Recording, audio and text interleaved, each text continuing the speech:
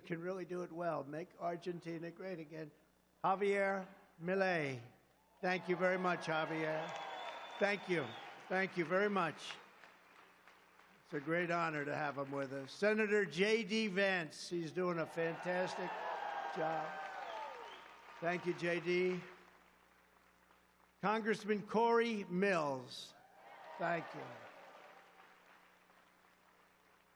A very powerful competitor of mine. He is a quick one. He's a smart one.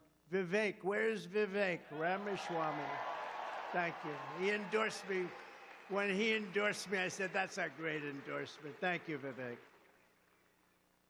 Former senator and somebody that's been very nice to me over the years. I don't know why, but he has. Rick Santorum. Thank you, Rick. Where is Rick? Thank you. Thank you, Rick. Former acting attorney general, somebody that's been very loyal to the administration and to his country, Matt Whitaker. Thank you. Matt, thank you very much. The former chair of my Council of Economic Advisors, Kevin Hassett, with a nice smile, always has that beautiful smile.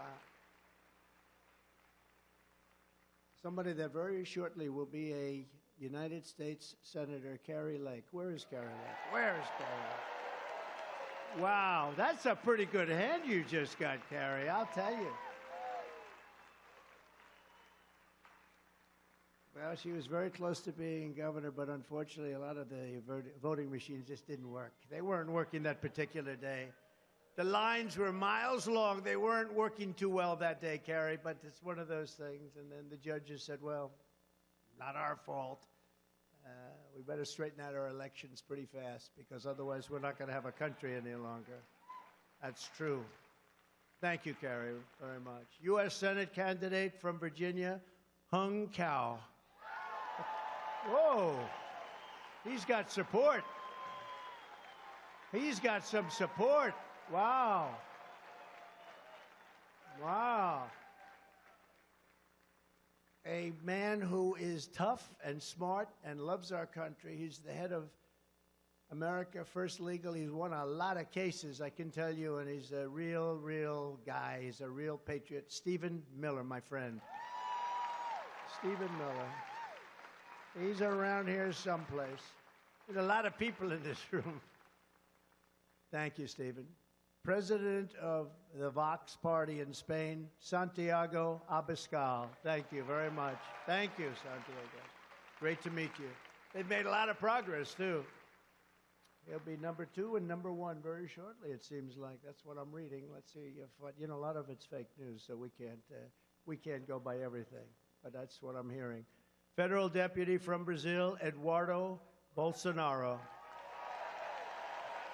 Eduardo, wherever you are. North Carolina GOP chair, and I think he'll be probably going to a national position very shortly, Michael Whatley, fantastic guy. And we all know and love a man who great bravery in the administration, really a brave person. He went through hell and back, and he beat everybody. He just beat them along the way. Rick Grinnell. Thank you, Rick. The president of Moms for America, Kimberly Fletchner. That's a good group. They just gave me their award. Thank you for that wonderful award. How about Moms for America picked Donald Trump as the man of the year? Can you believe this? Have I made progress? Ah, boy. And a man, the single greatest advertiser and purchaser of advertising in the history of America, Mike Lindell.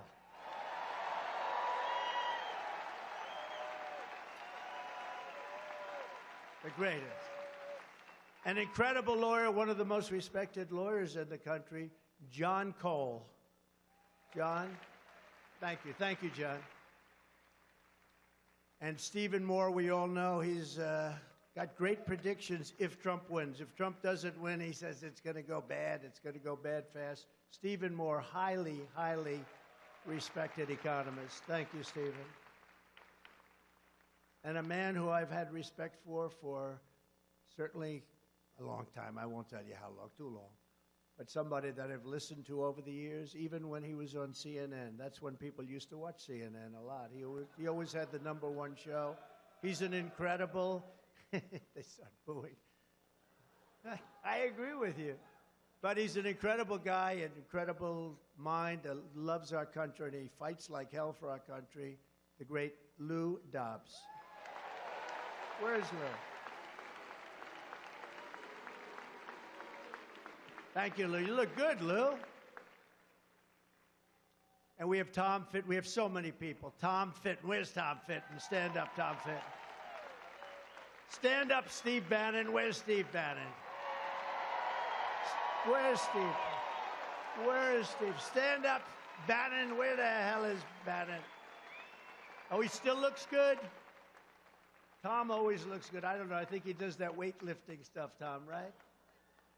But Bannon looks good. We love Steve. We love them all. We love them all. We have so many others in the audience, and I want to say hello, but we have to get down to business because I want to win the award as the best, whatever the hell they call it, the best speaker, I think they say.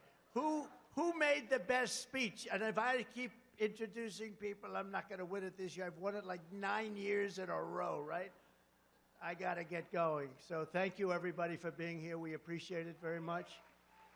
We appreciate it very much. Gorka, did I see the Gorka man? Yes, stand up, Gorka. Quick, get up. How good is he? Sebastian? Seb. They call him Seb. I call him Sebastian. Thank you, Sebastian. I just spotted you. It's lucky you're nice and tall. 4 years ago, I told you that if crooked Joe Biden got to the White House, our borders would be abolished, our middle class would be decimated, and our communities would be plagued by bloodshed, chaos, and violent crime. We were right about everything. So believe me when I offer you another warning, and we've been right about so much, just about everything. If crooked Joe Biden and his thugs win in 2024, the worst is yet to come. Our country will go and sink to levels that were unimaginable. And just think about it. With 4 more years of Biden, the hordes of illegal aliens stampeding across our borders will exceed 40 to 50 million people. Medicare, Social Security, health care, and public education will buckle and collapse. It will collapse as sure as you're sitting or standing there. It will collapse. Our economy will be starved of energy by crooked Joe's vindictive Green New Scam. It's a Green New Scam. It'll be the destruction of our country. It is indeed a scam, and most of them know it. Some of them, the fools, believe it, but most of them know it. Millions of manufacturing jobs will be choked off into extinction, and you'll have constant blockouts and blackouts and rampant inflation. Ruthless gangs will explode even more into the suburbs, and when they talk about suburban women, they're going to love me so much. They're going to say, oh, I wish we had that guy back. The gangs will be invading your territory, I can tell you that. While weaponized law enforcement hunts for conservatives and people of faith, religious, Hamas and Antifa will terrorize our streets while their brutal ideology, and it is brutal indeed, it is brutal and horrible like nobody's ever seen before, takes over our schools. China will dominate us, not just economically, but militarily, and that's what they want, and that's where they're heading, but they weren't heading there with me.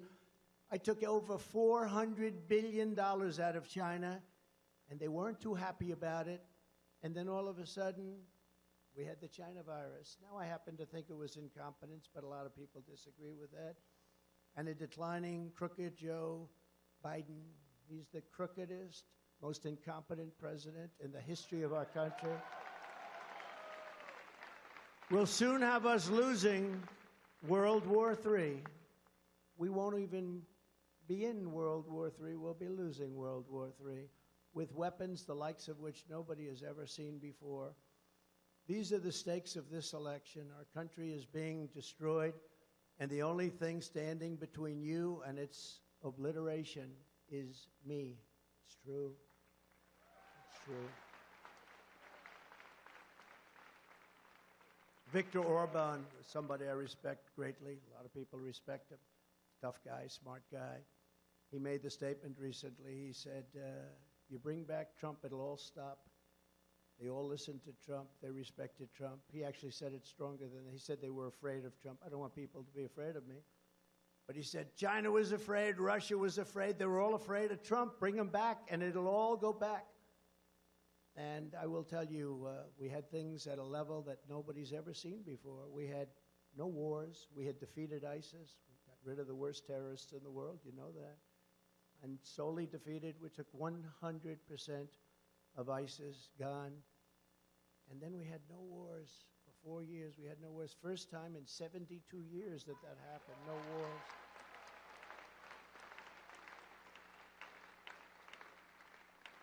Hillary Clinton, during one of our debates, if you remember that, she said, look at him, listen to him, he's going to cause wars, we'll be in wars. No.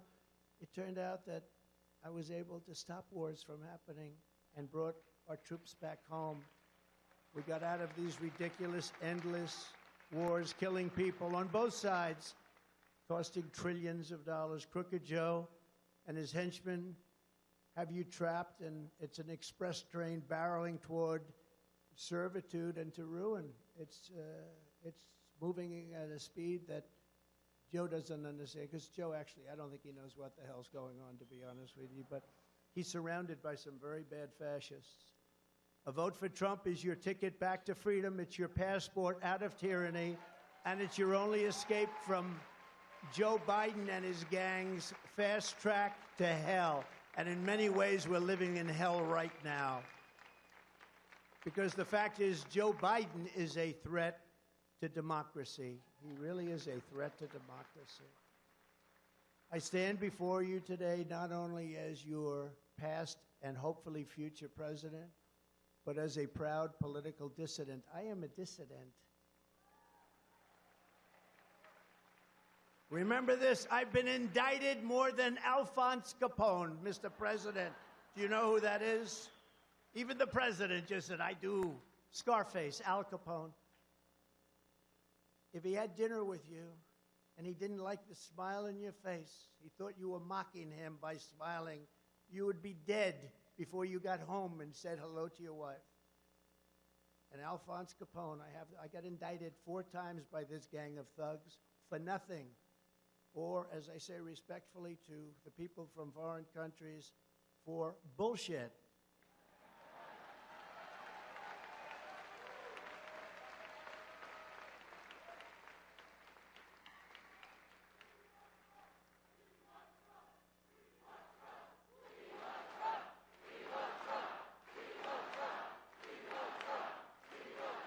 Thank you very much.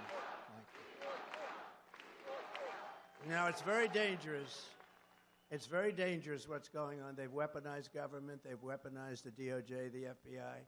We've never had anything like this in this country, and it's a phenomenon that's taken place many times, but in third world countries and in banana republics, not in the United States of America. So it's very dangerous, and they are indeed a threat to democracy. And I'm here to unleash this captive nation from Joe Biden and his gang of very bad people, very sick people, smart people, intelligent people, but they're hell-bent on the destruction of American freedom. It's happening in our country, and it's so obvious. I have people come to see me from other lands where this has gone on, especially in South America, Latin America, and they'll say, the same thing happened to my country 20 years ago. It was the same thing. It's all happening, and if we don't stop it, this is it. 2024. If we don't stop it, this is our last train. If we don't stop it, we're going to have a country. It won't even be a country. You want to know the truth? It won't even be a country. It's breaking up. If we can break out of the Biden nightmare, and it is a nightmare, he's the most incompetent person. Can you imagine this man who can't walk off a stage? He can't find the stairs. Where are they? Where are they, he asks. Where? He makes a 2-minute speech because that's about the only, they couldn't get any more fuel than that. Whatever happened to the cocaine they found in the White House? Where is it? And by the way, I have to say, because I have such respect for this audience and CPAC, I would have never spoken, and I never did, about him because of my respect for the office of the president. I have great respect for that office. But once I got indicted the first time, remember that? I got indicted, and I got impeached twice. We won that, and we'll win all of this stuff. But once I got indicted, I said, well, now the gloves have to come off because they did something. Those, you know, the fake news, before these indictments came, the fake news, almost everyone, well, he'll never be indicted. You don't do that. He was a very popular president. You know, I got more votes than any sitting president in history. Got almost 75 million votes. Substantially more than any other sitting president has gotten. And they would say, oh, no, he'll never be indicted. These are people that, some of them truly have Trump derangement syndrome. And they were saying, he'll never be indicted. They won't do that. They'll never. He did it. They did it. They actually, and it was all done by him in order to go after your political opponent so that you can damage him enough that you can maybe win. But it's had the reverse effect because our poll numbers have gone through the roof. Can you believe this? They've gone through the roof. That wasn't supposed to happen. And it's probably never happened before. I've watched over the years as politicians get indicted. And they start by going to a microphone about 2 minutes after it happens. Ladies and gentlemen, I will be resigning from office today, and I will go home with my family and my friends, and I will fight for my name. Well, that's the last you ever hear from that poor guy. And with me, we have a big voice. You can see by this crowd today, look at that, standing room only. They're all over the place. They have 3 rooms like this. And I have a voice that I can explain it all, like the laptop from hell when they impeached me. And it turned out I was right after going through all that. And now they say, you know, we shouldn't have impeached him. He was right because the laptop from hell showed that I was 100% right. All of these things, we were right on all of it, but we're in a very bad path. It's a very, very dangerous path that we are on as a country because the other side, which I find tends to be a much nicer group of people, and maybe foolishly so, but the other side can also get nasty, and at some point they probably will have to do that because we cannot let this weaponization go on against the Republican Party, against religion, against conservatives. We cannot let this continue to happen. So if we can break out of this Biden nightmare, it's a nightmare. Our country is no longer respected. We're laughed at all over the world. We have to break out of the nightmare that we're in. And we have it in the grasp to make America richer and safer and stronger and prouder and more beautiful than ever before. I think we have a final shot at it, but if we don't do well in this next election, or if they cheat enough that they can steal it, which is, I think, the only way they can win, who the hell can win when you have 16 million people pouring into our country from places unknown?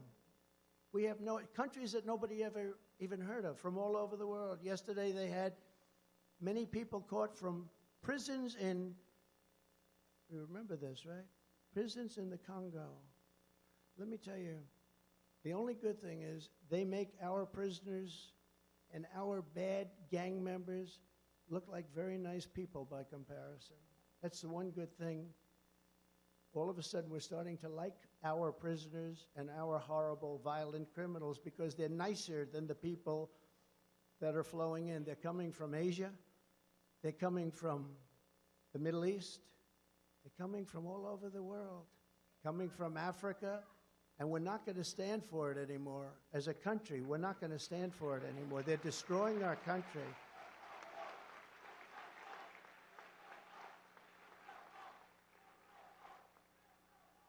And we built 5, think of it.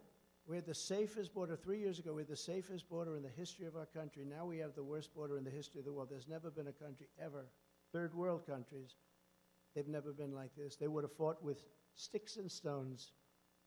They didn't need rifles. We have the best in the world, but we let everyone, because we're fools. Either they want to destroy our country or they're stupid. And I don't think they're stupid because anybody that can cheat on elections like they do is not stupid. That means they want to destroy our country. But who can win an election when you have that? Who can win an election when you have high interest rates, you can't buy a home, where you have bad education, where everything's woke? We did things that nobody can imagine. So many things. 1,000 elements we did. We have a book, the 1,000 things. We did things that nobody could even imagine. And then all of a sudden, something very bad happened. Israel would have never happened. The attack on Israel would have never happened. Remember, Iran was broke. They were broke. Ukraine would have never happened. I talked to Putin a lot. I got along with him well. Although he did announce the other day that he'd much rather see Biden as president. And I agree with him. I agree. Because, you know, I ended Nord Stream, right? I ended Nord Stream. Nobody ever heard of Nord Stream 2. That's the biggest pipeline in the world. Going into Germany, what's that all about? We defend Germany and Europe, and then they go and pay billions of dollars to the people that we're defending them against. How do you figure that one, right? And I stopped it. It was over. And then Biden comes in, and within 3 days he approves Nord Stream. But he kills Keystone Pipeline, right? He kills Keystone. He approves the Russian pipeline, the biggest in the world. Billions and billions of dollars a month come flowing in. But he ends the Keystone XL pipeline. And then they say, Trump is too nice to Russia. I'm nice. I'm the one that gave him the 100 javelins, the thousands of javelins that knocked out the tanks, but they knocked out 100 tanks in the first 2 days with javelins that I gave. Remember, they said Obama gave pillows and Trump gave javelins. And then they say, oh, Trump was so nice to Russia. No. Putin would say, if you're being nice, I hate like hell to think of what you'd be if you were not nice. But we were tough, and we were smart, and we were right. We were right just on everything. We were right. And what they've done is unthinkable. What they did with the border, allowing these people to flow in, is unbelievable. But to achieve a great future, we first have to throw off the chains of our out-of-control political class, and that begins with telling crooked Joe Biden, you remember The Apprentice? Crooked Joe Biden, you're fired. Get out of here. Get the hell. You're destroying our country. You're fired, Biden. Get the hell out of here. Right?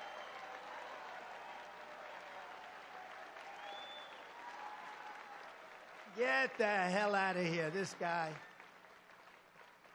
He goes after his political opponents. Let's go after them. See if you can indict him so that maybe we can win.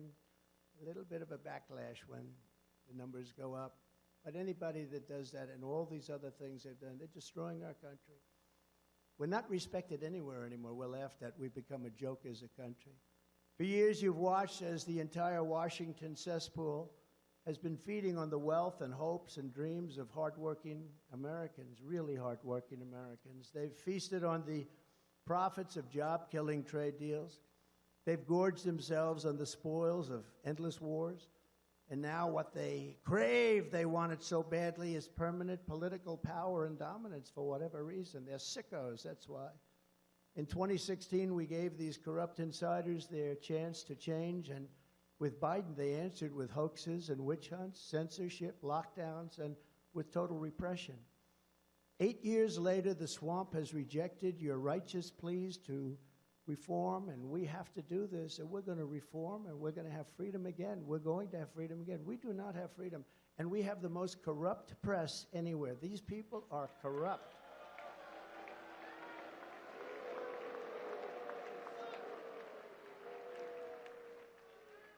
They are corrupt. Not all of them, about 92%. No, you have some wonderful journalists, you really do, but they're just overwhelmed by the people that know they're doing so wrong. I watch ABC, CBS, NBC. I mean, it's so, I don't even talk about CNN because nobody watches them anymore. MSDNC is horrible, horrible. But fortunately, not a lot of people are watching them anymore. They've tuned out. But the press has to straighten itself out. You know, they're all doing badly, and they're doing badly because they're fake news. That was another one we called, right? Fake news. The only problem with that term, it's not strong enough. I wish it was stronger. At the ballot box this November, it's you and the people you have to be, and we'll deliver a reckoning like they haven't even imagined before. We're going to straighten out our country. We're going to bring our country back. For hardworking Americans, November 5th will be our new Liberation Day, but for the liars and cheaters and fraudsters and censors and imposters who have commandeered our government, it will be their Judgment Day. Their Judgment Day.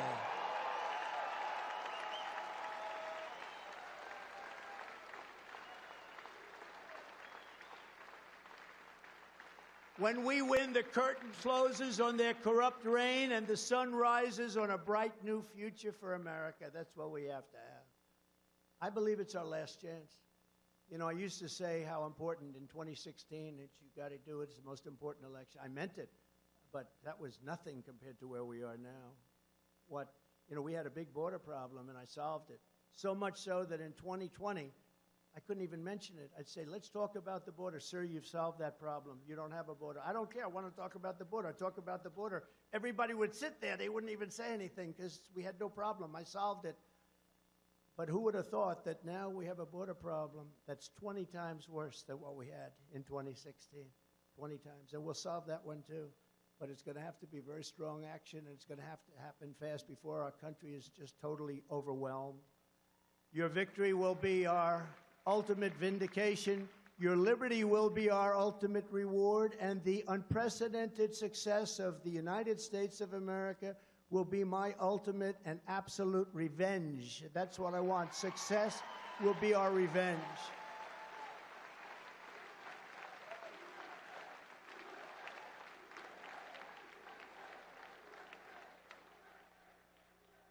I love those young people over there.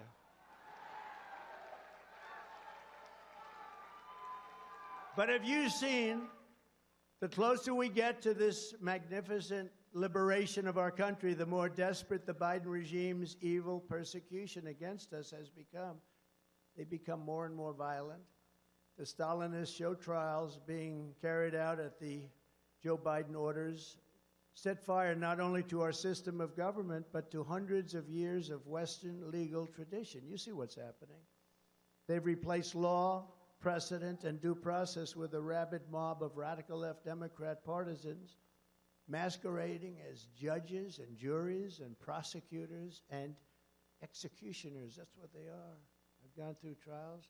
The level of hatred from these judges, there's no way you get fair trials. The level of hatred from prosecutors, when they know you've done nothing wrong, it's sick. These are sick people.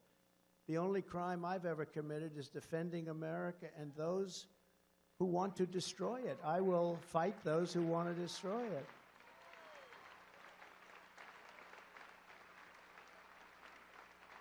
And they're very angry at me because I won an election that wasn't supposed to happen, and they were caught off guard. And they said, we'll never let that happen again. And in 2020, they cheated like dogs, and we all know it. We all know it. For that and that alone, Biden and his deranged prosecutors, attorney generals, local district attorneys are trying to take away my liberty. They're trying to take it away. They're trying to steal my liberty. If there's any shred of justice left, they will fail and we will win. And so far, we're doing very nicely. Thank you. But I would rather lose my freedom than surrender to this group of thugs and tyrants, fascists, scoundrels, and rogues. The more the corrupt establishment tries to stop us, the more you know the day is near at hand when we will break free from their grip. We're going to break free very soon. We're going to break free from their grip very soon. You heard the J6 hostages, didn't you? You heard that. And I will tell you, there's never been in the history of our country a group of people treated the way they've been treated. There's never been anything like it. Carpenters, mechanics, lawyers, firemen, policemen, military people. They went to protest a rigged election, and they've been sentenced to years in prison. When they burn down Portland and they take over a vast section of Seattle and they burn down Minneapolis, and I had to watch television as a CNN reporter is standing saying, this is a peaceful protest. I'd like to say. This is a peaceful protest. And the whole damn city behind him is burning to the ground. Did you remember that? As far as the eye could see. Minneapolis burning to the ground. This is a peaceful protest. And then he got hit on the knee and he went down. It was crazy. No, it's crazy what's going on. And I'll tell you what, if I didn't bring in the National Guard, because the governor didn't want to do it, they'd never want to do it. If I didn't bring in the National Guard, I wish I didn't wait 6 days, but if I didn't bring in the National Guard, you wouldn't even have a city there. You wouldn't even have, that city was going down. They'll only motivate us more to make America great again. We have to make America great again. That's our mission. People say, what is your mission, sir? I remember when Ted Kennedy, he was actually a friend of mine, slightly different viewpoint on life, but he was a friend. But they asked him a question. It took him down. What plans do you have for America? Why are you running? And somehow, that's a much harder question than you think because, you're answering all the little details. Then they ask, what are your plans for America? It took him down, actually took him down. I just say, my plans are very simple. Make America great again. That's all I say. Make America great again. Very simple.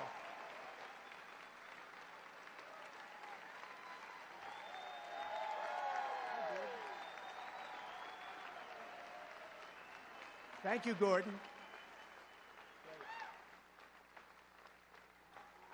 The first and most urgent action when we win will be the sealing of the border, stopping the invasion, drill, baby, drill, send Joe Biden's illegal aliens back home. We'll do all of those things, and we're going to have to do them fast because no country can sustain what's happening in our country. You look at New York, where I originally came from. I love New York. And you take a look at what's happening. Hundreds of thousands of people, they've taken over the streets, Madison Avenue. They've taken over Queens. They've taken over Brooklyn and the Bronx. They've taken over the whole city. The little leaguers can't play anymore because people are there that can't play. But it took longer than I thought, but I predicted this. It's called the migrant crime, and it's far more deadly than anybody thought. They will actually have fistfights with police in the middle of the street. You saw that the other day, where they attacked police. Even our bad criminals, they never had fistfights with a cop. They do things and they talk and they shout, but these guys are actually, and the interesting thing? In their country, if they ever did that, they'd be dead within seconds. They'd be dead. I know where they come from. I know the people that run those countries. I know the presidents and the dictators. I know every one of them. Some are dictators, some are prime ministers. But they're tough guys. They're tough guys. And those thugs that gave the middle finger to our police and then started fighting them and actually threw 2 of them down and started beating the hell out of them, although they fought back bravely, the 2. But these are tough people, and they know that in their country they'd be dead within minutes. They would be dead as a doornail within minutes. And so they came over here. So it took a long time, but now it's talking. Now you're seeing it. It's migrant crime. It's a new category of crime. And I wanted to call it Biden migrant crime, but it's too long. So we just call it migrant crime. We have a new category, migrant crime, and it's going to be more severe than violent crime and crime as we knew it, because we have millions and millions of people, and they came from prisons and jails. They came from mental institutions and insane asylums. No, they're not the same thing. An insane asylum is a mental institution on steroids, okay? It's Silence of the Lambs, okay? You know that. Hannibal Lecter. They're all being deposited into our country, and then you have terrorists, and then you have drugs, and then you have human traffickers, and they're coming over at levels never seen before. We've never seen anything like this. 3 years ago, we had the safest and most secure border in U.S. history. We ended catch and release, except when it was catch and release in Mexico. We had catch and release in our country. We built 571 miles of border wall, far more than I said I was going to build, and I couldn't get the damn thing through Paul Ryan. He stopped at Paul Ryan, a super rhino. He's a super rhino. I couldn't get it through Paul Ryan, Mitch McConnell. They said, sir, if you wait till next year. I said, you sure? They said, don't forget I had never done this stuff before. You know, I'm the president, and these guys are bullshitting me. They said, sir, if you would just sign this budget and wait, next year we'll put it, and then next year came. I said, where's my wall? They said, sir, we're not going to be able to get it. You know, in the meantime, they give trillions of dollars to the Democrats for the Green New scam. So what I did is I approved the military, and I took it out of the military. That's how I built it. I built the wall through the military. And the military, by the way, the Army Corps of Engineers did a great job. But I built it through 571 miles and 200 miles ready to go. It was laying there ready to be installed. It would have been 3 weeks. The entire thing would have been double what I promised. And then we had the rigged election, and they said, we don't want to build the wall. We don't want to build it. And I said, you know, they really do want open walls. I figured it was maybe just talk. I said, they really want an open border. Nobody could understand it. They really want an open border. And that's when it began. And that's when our country had really, because we can look, we can drill, we have more energy, we have more liquid gold than any other country. We can drill, we can do all of these things. But we have a problem because we have, by the time this guy, trying to be nice, but I don't have to be nice anymore because he indicted me. But I'm trying to be nice anyway. But by the time this guy gets out of office, we'll have 18 million people, in my opinion, in our country that shouldn't be here. And they do come from prisons and mental institutions, and they are terrorists. And we're going to be paying a price, and it'll be the largest deportation in the history of our country. And we have no choice.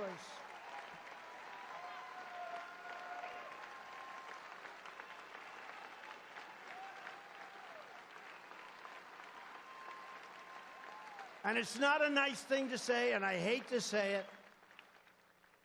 And those clowns in the media will say, oh, he's so mean. No, they're killing our people. They're killing our country. They're killing our people. We have no choice. You know, when I went to Mexico, I said, Mr. President, you're going to have to give us 28,000 soldiers because the caravans, that was another name I came up with. I come up with good names. Longtime politicians come to see me, sir, could you give a name to my opponent? I said, how long are you a politician? 28 years, sir. You can't come up with your own names, but I do. Caravan. But I went to the president of Mexico. I said, they're coming through your country, and thousands of people in these caravans. They have one coming up now, supposedly 25,000 people. They're going to walk right into our country. We have no idea who the hell they are. But it started with Honduras. It started with El Salvador. They just started, but now we're equal opportunity. We have every country. We have countries that, honestly, nobody has ever heard of. We have languages coming into our country. We don't have one instructor in our entire nation that can speak that language. These are languages. It's the craziest thing. They have languages that nobody in this country has ever heard of. It's a very horrible thing. I said to the president of Mexico, you're going to have to give us 28,000 soldiers free of charge. No, Donald, I will not do that. I will not do that. I cannot do that. And I said, no, you will, I promise. Are you going to do it? No, I will not do it. I said, listen, you and I friends, I really like him a lot. So I said, let's not you and I. Just give me a negotiator because I don't want to do this with you. And he said, I will do that. And he sent me this very handsome guy, so handsome, so beautifully dressed. In fact, I asked him for the name of his tailor. Then when I found out how much he paid for the suit, I said, forget it, keep it. But he was a handsome devil. And I said, listen, you're going to have to do a few things. You're going to have to give me 28,000 soldiers. You know, Tom Homan was up before. He's fantastic.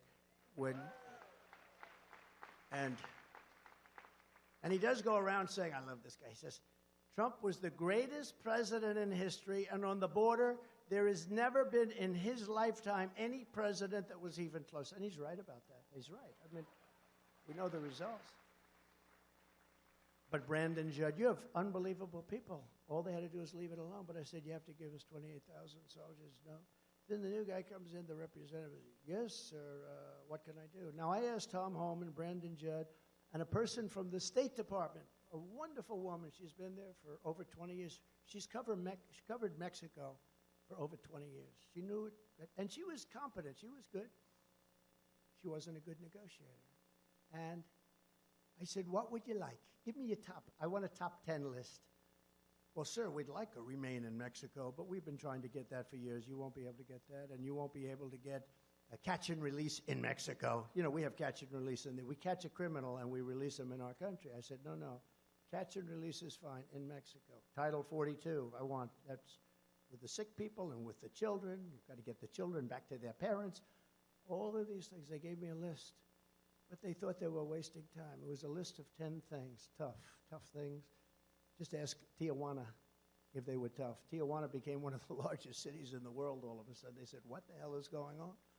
So this guy comes in, and I say, look, number one, I want 28,000 soldiers free of charge. And he goes, oh, we're not going to do that. We're not doing it. He thought I was crazy, by the way. I said, oh, no, you're going to do it, 100%. No, we're not going to do it. I said, you're going to do it. I guarantee you, you're going to do it. He goes, no way. I said, way. And he said, we will not do that, sir. We will not do that. I said, here's what else you're going to do. Remain in Mexico. Nobody comes into our country until they're checked at the border. You're going to do remain in Mexico. You're going to do catch and release into Mexico, not into our country. You're going to do all sorts of things. You know, we had a lot of medical problems. People were coming in deathly sick with a disease, highly contagious disease. I said, I don't want people catching these diseases that we never even heard about. They have diseases nobody's ever even heard about. I'm sorry. I feel badly for the people, but we don't want to have this contagion in our country. I'm sorry. And we did that. So we had a list of these 10 things, one tougher than the next. And he said, we're not even going to think about this. And the person from the State Department, this really good woman, but she said, sir, you're just going to be wasting your time. And I said, all right. I said, I'll make you a little bet. I'll bet you I get all 10 within minutes. And she thought I was crazy, too.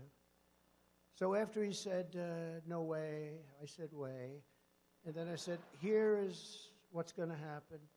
If you don't approve this and if you don't give us those soldiers, and their soldiers are not politically correct. You know, our soldiers, if you say, excuse me, madam, you're not supposed to be entering our country. Ma'am, please don't enter our country. Then they get indicted because they talk to her too rough, you know. We have the greatest soldiers in the world, but they're not allowed to do their job. I proved that with ISIS. Our soldiers knocked the hell out of ISIS once I took over and took it away from our fake television generals. We have great generals, but not the ones like Milley and these guys on television. They're fake. I had generals that were really tough. I had generals that I had to hold back, okay? We have great military, and it's only woke at the top. I don't think it can ever be wokenized at the lower levels, because these are great people, tough people. I really don't believe they could do it. It was only at the top. And remember, when I let them go, 4 weeks. We were told 4 years, and it probably can't be done. I knocked it out in 4 weeks. Our military is great. I said to one of the generals, what's your name? Kane, sir. My name is Kane. He looked better than any movie actor you could get. My name is Kane, sir. I said, all right, Kane, what's your first name? They call me Raisin. I said, what? Raisin, sir. Your name is Raisin Kane? Yes, sir. I love you. You're the man I'm looking for. You're the man I'm looking for. And I said, why is ISIS so tough? He said, they're not tough, sir. They just don't let us do our job. I said, why not? He said, because this is after I flew to Iraq. You know, I flew to Iraq in a plane. Some of you know the story. It was all dark. After spending 20 years and $1 trillion, we can't turn the lights on in a plane. I sat with the pilots, the most handsome human beings I've ever seen. It's not my thing, but they're handsome. Not my thing. Not even a little bit, but they are handsome. Central casting. Better looking than Tom Cruise and taller. Okay, let's do it. So, I'll deviate on the story. Now, by the way, when I deviate, they'll say, oh, he went from... No. A really smart person can go through various stories, always come back and conclude everything. Okay. Don't worry, we'll get back to Mexico. But this is almost, right now this is more exciting. So the plane's off. I said, why are you doing that? Because, sir, we're flying over an area that's very dangerous, where we spent 20 years eradicating. And so I said, I want to go sit with the pilots, because I often do that. And I'm sitting with the pilots, and I get up there, I'm feeling my way up. And the plane was absolutely dark, no lights on the outside, no lights on the inside. It was a little spooky. We're up there 40,000 feet getting ready to start going down, and they're telling us we can't have any lights, no lights in your cabin, sir. And then they pull down the shades anyway. So I'm sort of feeling my way. I get up there, and I see this captain with the crew cut, the whole deal he's got. Yes, sir, it's an honor to be with you, sir. And I said, Captain, I don't see any lights. You know, we're getting close. Is there a problem out there, Captain? No, sir, we'll be landing in less than 30 minutes, sir. I say, all right, and I'm sitting in a seat that's right in the back between these two handsome human beings. And, you know, they always give the best pilots, Air Force One and Marine One, the helicopters, which is good. One thing you know, you got great pilots. These are the best. And so he said, no problem, sir. We'll be landing in a little while. And then 10 minutes go by, 15 minutes. I haven't seen one light. There's nothing. It's like, and I'm getting a little nervous. You know, do you ever see? I'm trying to act cool as a cucumber. And it's, if you know anything about planes, you have the I call it the computer voice. It's the most beautiful voice. If I had that voice, I would have been president 20 years earlier. But the most beautiful voice, so professional. 1,000. That means you're 1,000 feet over the ground. Now, I haven't seen a light. I haven't seen anything. It's just dead. There's not anything. That means we're like really low. We have this massive plane. We're just right off the ground. Then it goes 900, 800, 700, 600. Now, we're 600 feet off the ground. We're flying in. The plane is dark with the exception of a tiny little light that they've got on their dashboard underneath everything and totally concealed. There's not a light anywhere. I've never seen anything. It was like dark. 500. I said, Captain, are we okay, Captain? Everything fine? Yes, sir. No problem. We'll be on the ground in just a few minutes, sir. I say, what ground? So, 400, 300, 200. Captain, are we okay? Yes, sir. We'll be landing momentarily, sir. 100. Now, usually when you're in these planes, I do it a lot. You have lights bursting, big lights. You got a runway, it's lit up like a candle. There's not one light. There's not even a little, what they call a pigeon light. That's a tiny little light. 100. And I want to ask him again, but I want to show some bravery.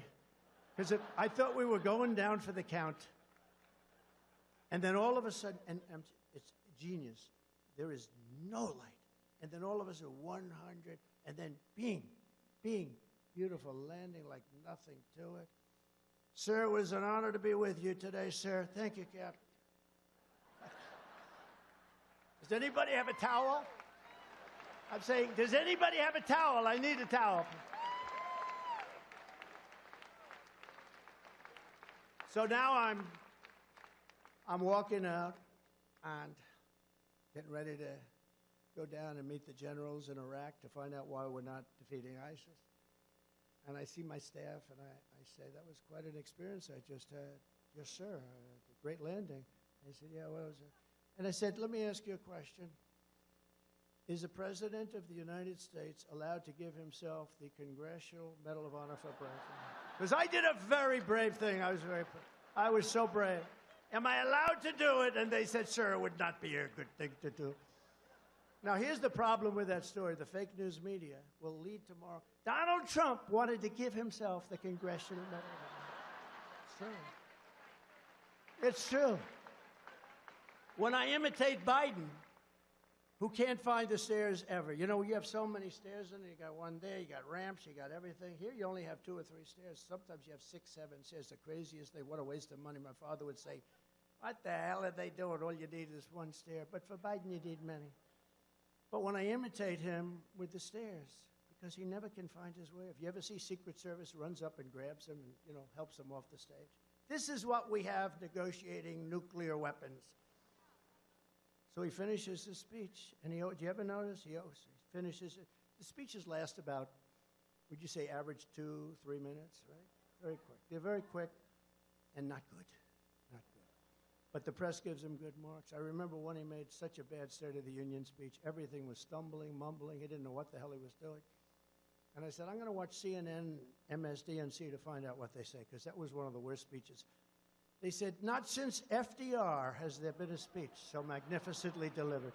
I'm telling you, I've never, ever forgotten it. Not since FDR. I said, it's impossible. They're fake. They're terrible. But you know what? When he goes, and he always points, he goes like this. Thank you. Where am I? Thank you. And then he goes.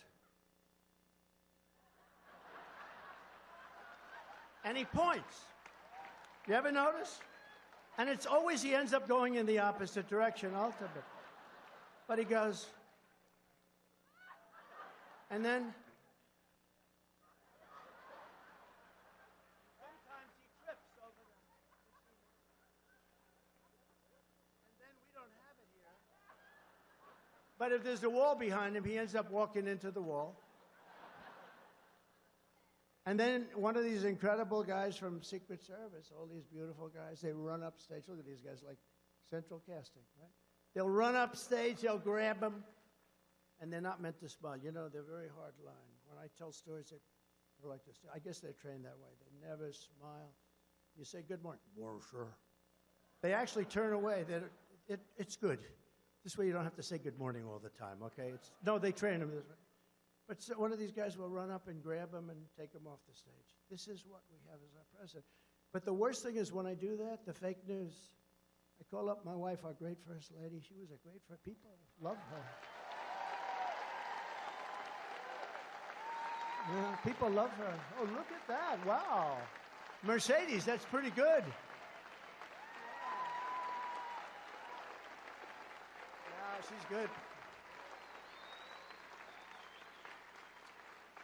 And she loves our country, and she loves the people. It's true. When I give these big rallies, we give rallies, they say, we love our First Lady. They have signs, we love her. They always show a high heel, But we love our First Lady. But I call up our First Lady, I say, so, baby, how good was that? She goes, you were okay. She's a very tough critic. I'll go into a group, I'll speak in front of 55, 56, 68,000 people sometimes. I'll call her up, I'll say, how good was I tonight?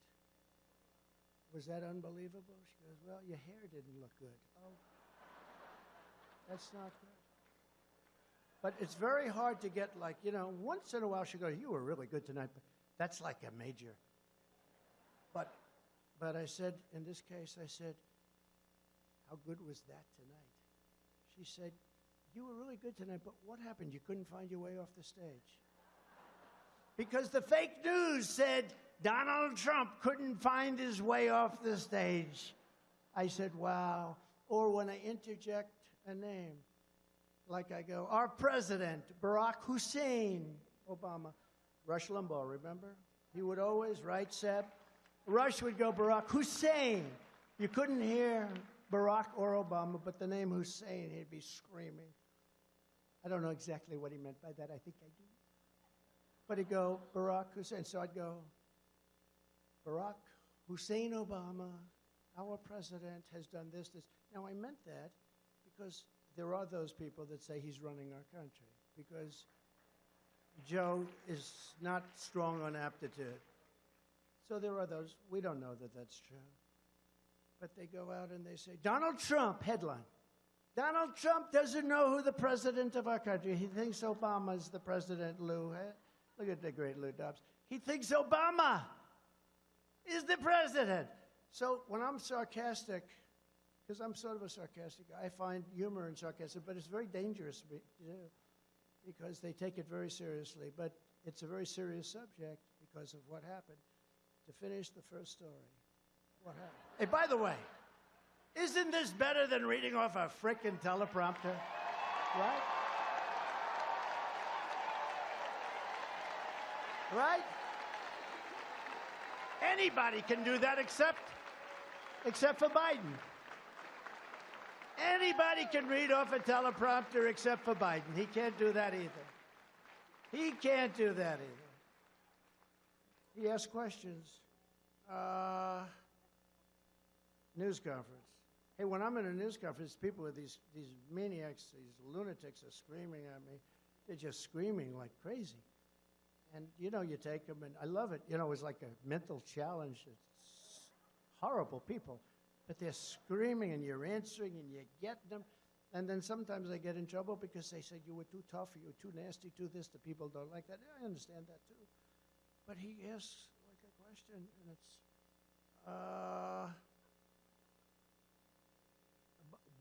Bob from NBC. Okay. Mr. President, sir, we just wanted to know, are you feeling well, and was everything good? And did you have ice cream today? Then he picks up the paper, and he reads the answer. Yes, it was vanilla. No, but think, they ask him questions, and they give him an answer. That never happened to me, right? I walk out there, and it's like a free-for-all. But it's a sad thing. Okay. So now I go off, and watch. You know this is all genius, okay? You do know. I hope you know. I always say my uncle was the longest-serving professor in the history of MIT, Dr. John Trump. We have a lot of great aptitude. They'll say, he rambled. Nobody can ramble like this. Nobody. If they did, they wouldn't even try. You know what? They go step by step, and they would never get off that sucker.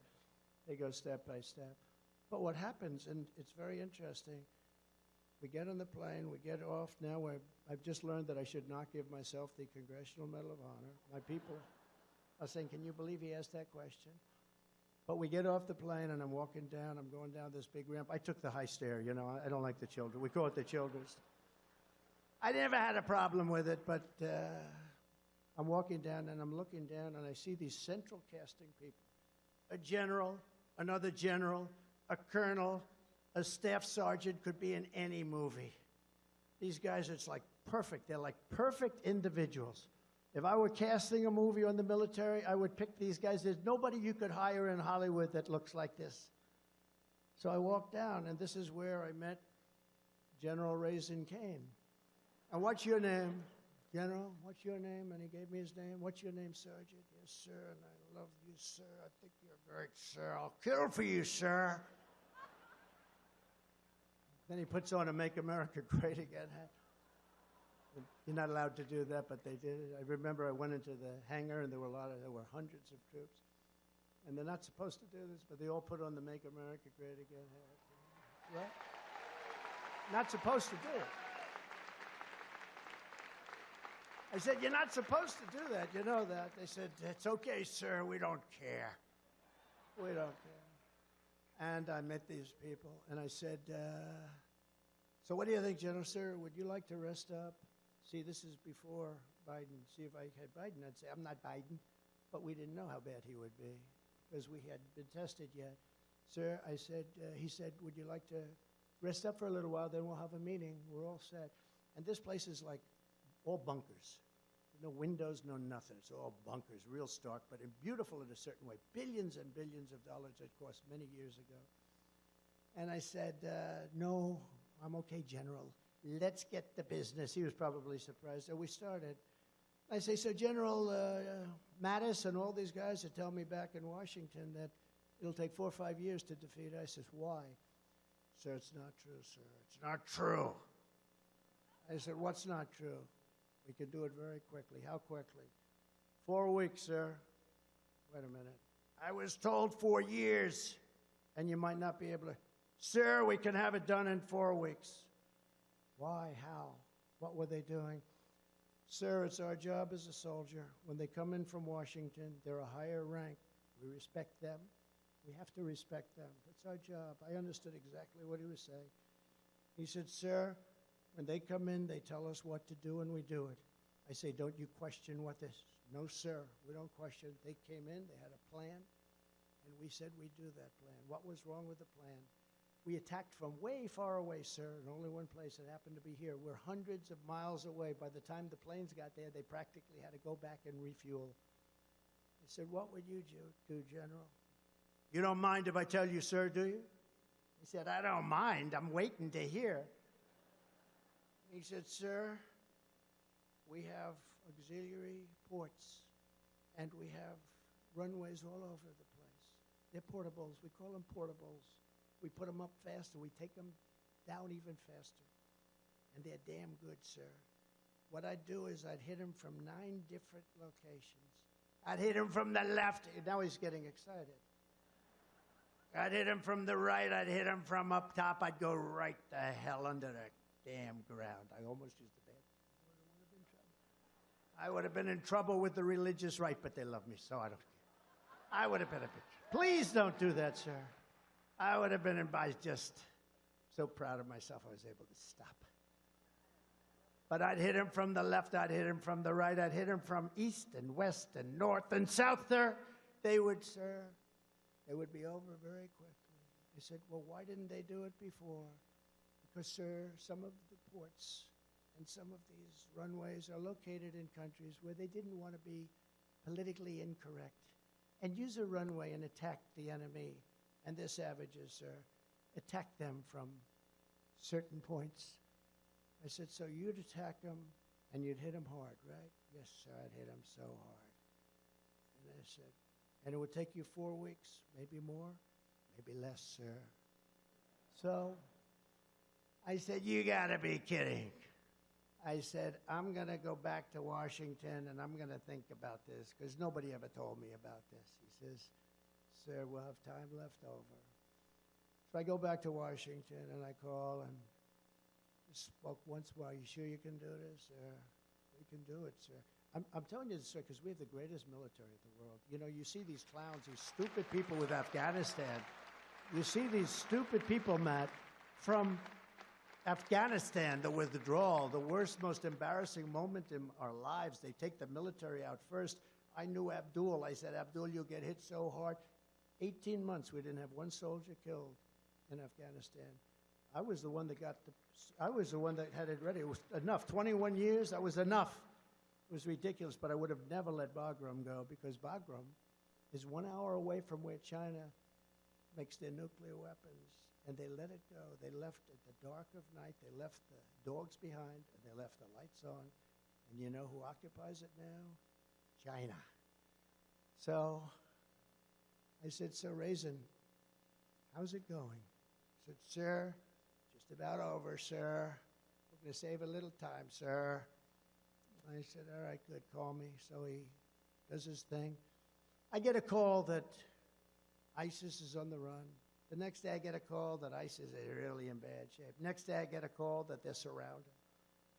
Next day I speak to somebody and I say, is it really going that well? Sir, it's a miracle. It's not a miracle. It's our military. It's our great military with people that know what the hell they're doing. And they say, sir, we have them now totally surrounded. Most of them are gone, but there's a large group. Just give us the word. Give us the word for what? Don't forget, I had never done this stuff before, you know. I grew up in New York doing real estate deals, really good ones, as you found out. You know, you find out. Even though they want to take as much money as they can away from me. I think we're going to fine him $450 million. Let's give him a fine. You know, you usually get a $500 fine. I get a $500 million fine. These people are sick. It's all part of weaponization, and it can't be allowed to happen. But I said, what are you talking about? We have, sir, a large group, and we're ready to extinguish them. We're ready to send them to hell. I said, we're talking about human beings, you know, naively. She's laughing. We're talking about human beings. No, they're not human. Sir, these are animals. These aren't human beings. These are animals. I said, well, maybe if you fly over them with those incredible, thunderous planes, the greatest planes in the world, maybe you'll shake them up a little bit and they'll surrender, sir. They don't know what a white flag is. I remember that statement. They don't know about surrendering, sir. They're horrible, horrible people, but they are brave. They're not going to be surrendering. Well, let's try it. 2 days. Fly over them back and forth, low as hell. Well, we got a couple of bullet holes in our planes, but we'll do it if you want. Just give it a shot. Get a call back 2 days later. Sir, they're not going to surrender. We've been doing it now for 2 days, back and forth, back. Give me the order, sir. I said, you got the order. Thank you, sir.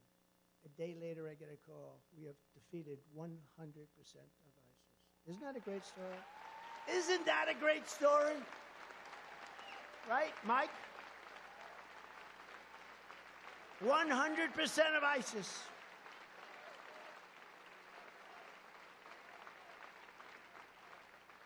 "100% of ISIS is gone."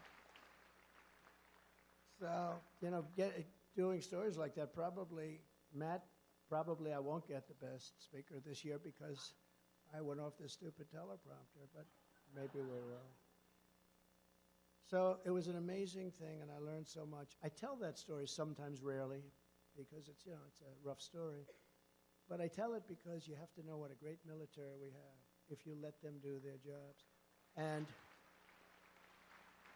I equate it with our police and law enforcement people. We have the greatest law enforcement people in the world, but they're not allowed to do their job. It's the same exact thing.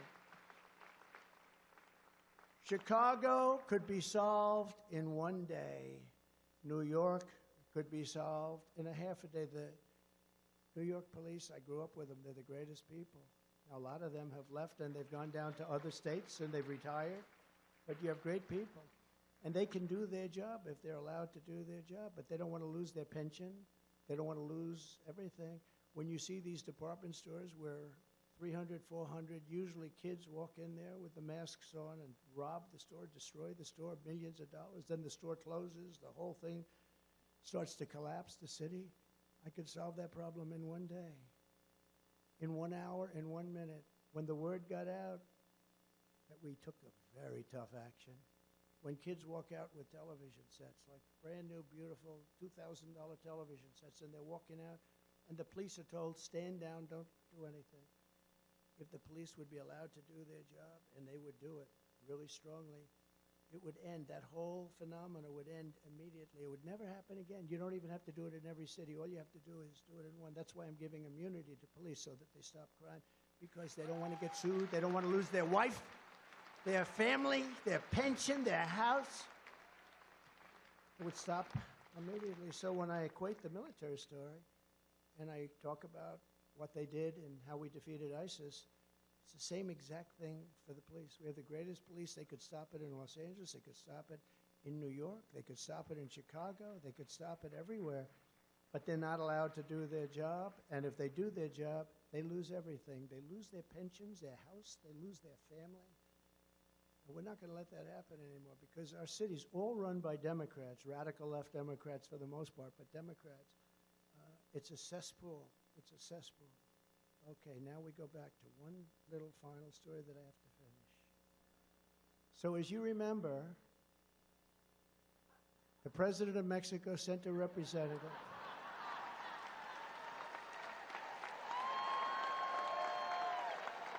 Lou.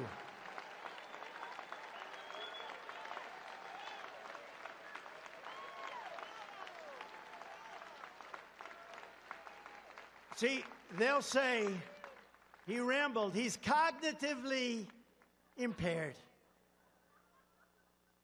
No, it's really the opposite. It's total genius. You know that. It is. It's total genius. These fakers up there, he rambled on endlessly, telling these horrible and very boring stories. No, they're very informative stories. They're very important stories, actually. But no, there's no cognitive problem. If there was, I'd know about it. In fact, if there was, you'll be the first to know, because I will tell you. I will tell you. But so what happens is I'm talking to the gentleman, and he's very confident. And I said, no, you're going to do it. You're going to do it. And he thought this was a weird conversation because he kept saying no. I said, no, you're going to do it. 100%. Don't even think about it. No, I said no. But, sir, I said no. How many times do I have to say no? I said, say yes. And he said, I can't do that. I said, here's what I'm doing. It's Friday evening, starting Monday morning at 7 o'clock. Mexico is going to pay a tariff of 25% on all of the cars that you stole from our country, by the way. You know, they stole 32% of our manufacturing cars. The United Auto Workers are going to vote for me, all those people, because that deal they made with China, all electric cars, the all-electric mandate. Everybody has to have an electric car, which doesn't go far. Got a couple of problems. Doesn't go far, doesn't work in cold weather. Remember, 4 weeks ago, I won in the largest margin ×2 history in Iowa, and it was 40 degrees below zero on election night. 40 degrees. This was serious call. If I walked from here to here, let's say that's 5 yards, I was freezing my ass off by the time I got there. This was so cold. You never saw so many electric cars pulled over to the side of the road. You could have had any one of them. I don't know what the hell the people did. I guess they saved them in some way. But no, they don't go far. And these are the people we have making decisions. No, we want to have everything. We want to have choice. Like in school, we want to have choice. And with cars, we want to have choice, right? You know? We want hybrid. So I said, I'm going to sign this document. And at 7 o'clock on Monday morning, everything, including cars. And by the way, Mexico is our #1 trading partner. Who the hell knew that? Can you imagine? Mexico is our biggest trading partner. And you know why? Because I put so many tariffs on China that they really had to pull back. And we saved a lot of businesses. We saved the steel industry because of it. But Mexico is our biggest trading partner.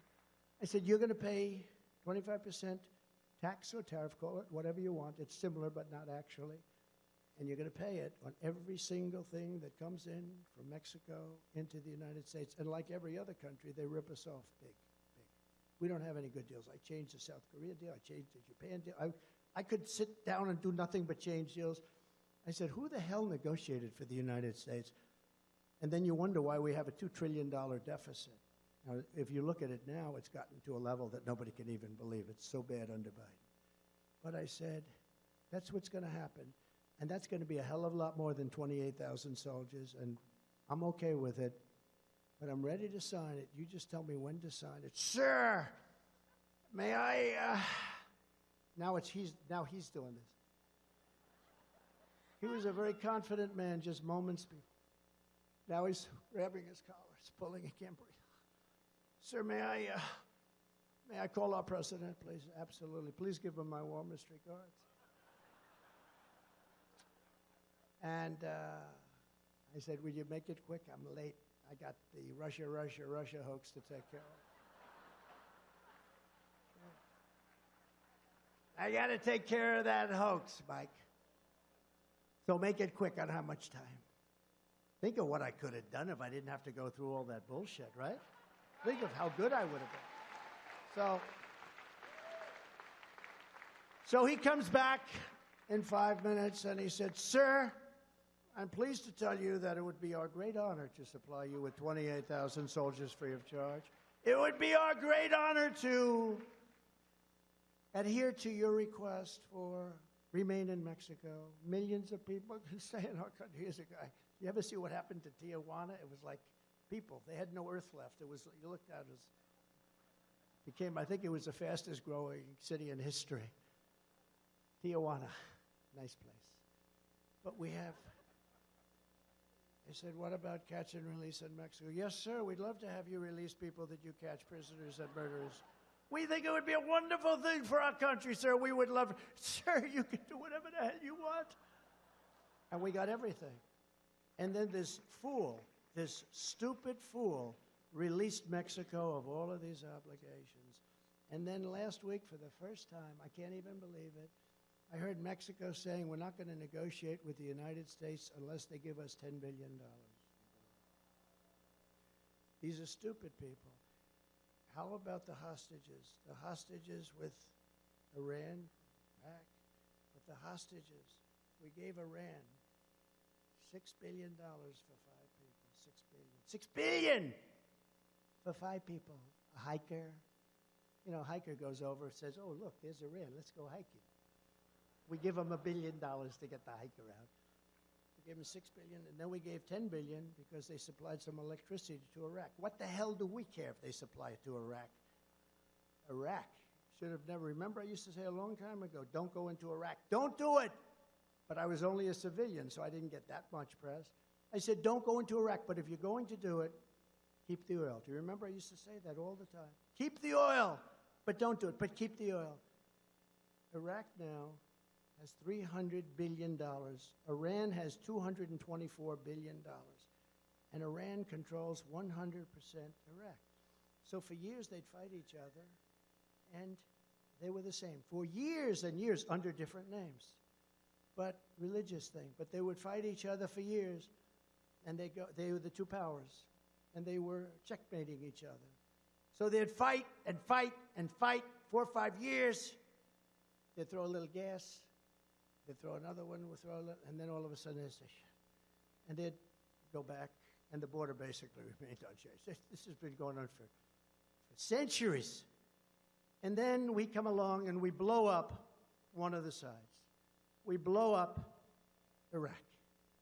And now Iran is taking over Iraq. So Iran, they might as well change the name. So Iran has their $200 and some odd billion that they all made in 2.5 years. 2.5 years. I told China, and I told all of the countries, France, everybody. I said, listen, if you buy 1 barrel of oil from Iran, we're not going to do any business. We're going cold turkey, which wouldn't have been a bad thing anyway. We're going cold turkey. You're not going to do it. And we're going to put a 100% tariff on anything that gets through. And President Xi, I told him this. He said, all right, well, we won't do it. We won't do it. They didn't buy. By the way, they're buying billions and billions of dollars worth of oil right now. But China didn't buy. Nobody bought. Iran was broke. And they had no money for Hamas. And they had no money for Hezbollah. They had no money for anything. They were down to almost nothing. And there were a lot of stories that Iran was unable, and all these terror groups were angry at Iran because they weren't paying them. And the terror groups were all breaking up. If I were president, Israel would have never been attacked. Would have never been attacked. As soon as I was forced out with a rigged election, we can never let that happen again. Don't let it happen again. Don't let it happen again. As soon as I was forced out with this rigged election, Biden took the sanctions off. Iran went back to levels that they've never seen before, more than they've ever done. And now they're rich as hell. They're selling oil to everybody. They're making so much money they don't know what to do. They're a very rich nation. With me, they were broke. They were broke. I remember a Democrat congressman on Deface the Nation a couple of weeks. I think it was Deface the Nation. Ladies and gentlemen, it's Donald Trump on Deface the Nation. It is Deface the Nation because their news is so fake.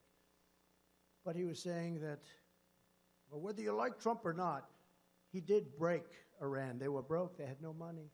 I said, that's nice of him. He probably, lost his chairmanship or whatever he was. But we did a great job. We did a great job. So what happened is Mexico agreed to all of these things.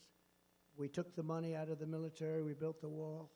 We had the safest border in the history of our country. The history of our country. And it was very interesting because we built the wall, but a lot of people were coming up at the beginning.